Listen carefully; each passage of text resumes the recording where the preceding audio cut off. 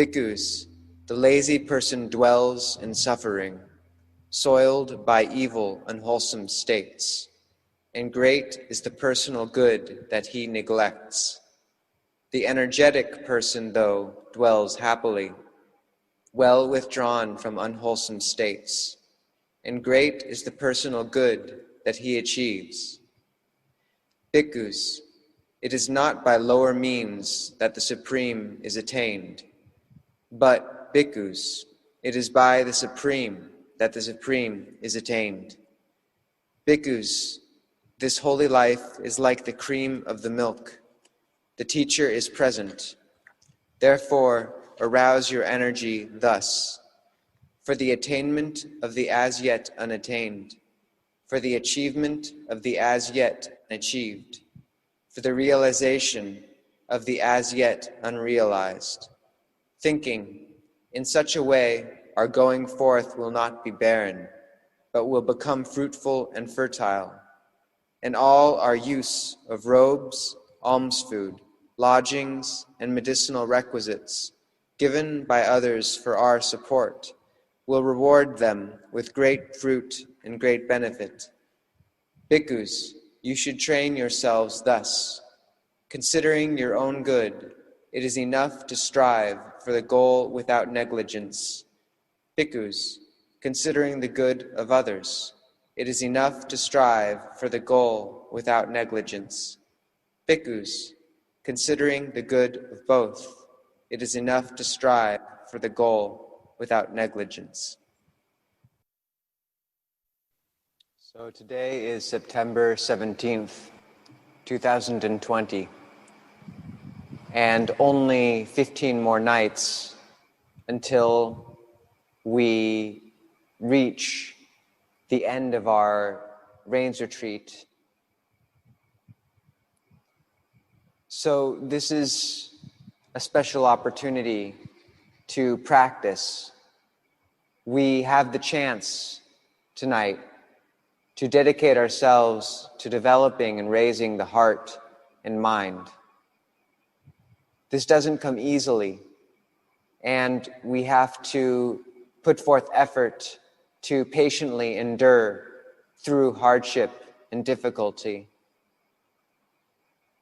This is what we've developed the whole rains retreat, and during this final period, we cannot let go of this quality of patient endurance, but should use it to finish our determinations and practices that we've taken on for the Vasa, the rains retreat, with continuity and diligence. For example, we should not stop alms round, not stop going on Bindabat. Other Korwat, which we've taken on, or dhutanga practices, such as eating in only one sitting every day, we should also determine to finish until the end of the Vasa with continuity and determination. In the case of the single sitting, we determine to eat all of our food for the day in one sitting, and upon standing from that session, we don't take anything more. We're finished. Similarly, if we've determined to eat only what we have received in our bowls on alms round, then even if after the monastery receives special food of some kind, we patiently endure and refrain from partaking of what the community has received. Just what we get on Bindabat, whether it is a little or a lot, is enough. And in this contemplation and this practice, we develop a sense of gratitude and satisfaction with what we have. The practice of eating just what we have gotten on Bindabat features other benefits as well. One gains more time to meditate because one does not have to go through the line for food. And similarly, in meditation, the mind is less inclined to chase after fantasies of various flavors and special foods which it might crave. We develop a sense of contentment with what food we've received on our alms round. Another dhutanga practice of a special relevance today, which is the Wanpra or Uposatha day, before the Pavarana day, or the day of invitation at the end of the rains retreat, is that of Nesachik, or the sitter's practice, in which one determines to not lie down for a period of time, in this case for the entire night. This practice is a way of developing effort. And the Buddha was one who set an example of such unrelenting effort in his practice. He was singular in this universe, in his ability to put forth great effort in the pursuit of his goal. And we should take his encouragement and his example to heart. A bhikkhu is one who sees the dangers in samsara, in this endless cycle of rebirths. And such a vision can serve as motivation in our practice. When we take such motivation to heart and dedicate ourselves to this practice, then the benefit that accrues is great for both ourselves and for others, for both, as it says in the chant. What requisites the monastics have received from the laity, they are using in the service of this practice for liberation. And so the laity receive great benefit and merit from their dedication. Similarly, their practice benefits them. The monks' practice benefits them because they are moving and bringing their hearts closer to realization. Both gain from this situation and this relationship. Because the lay people offer the essentials of life to the monastic community, then the monks don't have to use energy looking for those requisites and can dedicate themselves completely to the practice of meditation, which is their profession. So, this being our profession, we should take it as a special practice tonight to not lie down, to develop and undertake the sitter's practice. It's Wanpra, the Uposatha day, and the one even more so right before the end of the rains retreat. We should spend the night sitting in meditation, walking meditation. Even if we are extremely tired, we can keep this practice, simply perhaps leaning on a wall for a time until we've rested enough to continue. This is better than fully lying down, as that usually leads to one sleeping for a long time. We keep the sitter's practice as best we're able. If we dedicate ourselves to this practice, we may find that during certain sessions, we enter a state of calm, and the mind emerges rested and refreshed. This is the result of our effort.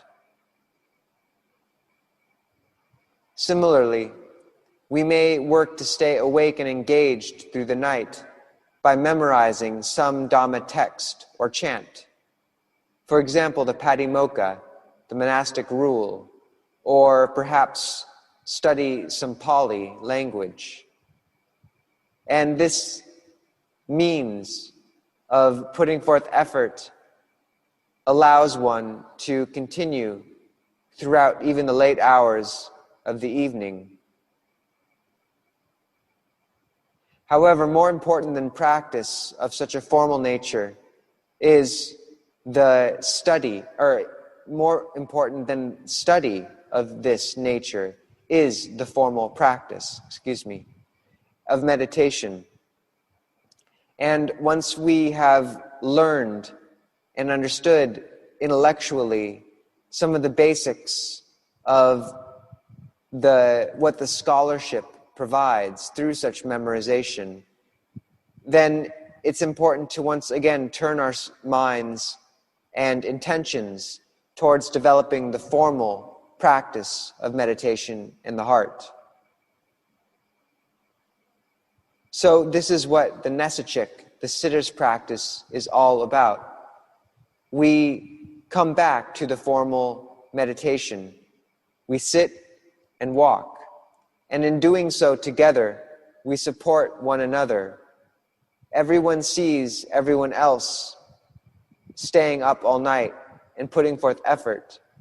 And such a vision, such harmony, helps everyone feel supported in this practice. At Wat Marp, this is what it was like. Everyone was sitting together. The monks would all sit, and many would not stand because they saw the other monks also continuing to maintain the sitting posture. Similarly, they would see the sala full of laity also sitting, sometimes up to 100. And this vision would give both parties great motivation and inspiration to continue to practice throughout the night. Luang recalls an instance when he and Ajahn Samchai were walking Tudong, the traditional wandering practice of the monks, and had walked all day when at 7 p.m. they arrived at a monastery, a branch of the Ajahn Chah tradition, and a practice monastery. It was 7 p.m. and they'd been walking for hours, were extremely tired, and yet they knew the monastery would be staying up all night practicing together. And so, rather than rest, Luang shaved his head and bathed, and then joined the community to sit until 3 a.m. or 4 a.m. when everyone chanted together. And this is a patient endurance which is of great benefit developing the practice. Whether we grow calm or not, we continue to sit. We stay up all night. And whether we achieve a state of samadhi is not for sure. Sometimes, out of nowhere, we find the mind gathering, and it gains strength enough to glimpse for a second a vision of truth and realization. Perhaps it sees the body as simply a puppet. Perhaps the mind, the chitta, grows quiet. So all of this comes from effort, and putting forth such effort is not beyond us. It's something we all have in us. We can recollect that, for example, one stranded in the forest or a mountain might not sleep for a full 3 days and 3 nights because they are in danger, and be able to do this. Or perhaps one who had endured a shipwreck and found himself clinging to a piece of debris would, despite being exposed to the sun all day as they floated in the ocean, be able to maintain wakefulness for at the least 3 days and 3 nights, and possibly longer, knowing that if they fell asleep even briefly, they might lose their grip on the one piece of wood keeping them afloat and perish. In such extreme situations, one can maintain wakefulness for long periods. And so one day and one night, tonight, is not beyond us. We can do it. Furthermore, to do so represents a great offering to the Buddha. Our practice is the greatest thing we can give. And what effort we apply will move towards success, will bring us closer to the goal. If we are drilling for water, then if we continue to drill, eventually we will reach water. If we are trying to start a fire, if we continue to rub the appropriate sticks together, heat will accumulate and fire will grow eventually. It simply depends on our continuity and diligence and effort. If we are sincere, we can do it. Usually we don't sleep much. Tonight we just give up what little sleep we are used to, and this is not beyond us. So, everyone present who does not have a strong or difficult problem with their body, who does not have an illness, should put forth effort this evening and take on the sitter's practice, staying together, supporting one another in meditation throughout the night. If we do this, if we put forth such effort, we may come closer to understanding Dhamma. Perhaps at 1 a.m. or 2 a.m., suddenly the mind will grow bright and it will see truth. We can go without sleeping. We can support one another in the practice. And tonight, this community can come together and offer their sincerity to the Triple Gem through this means.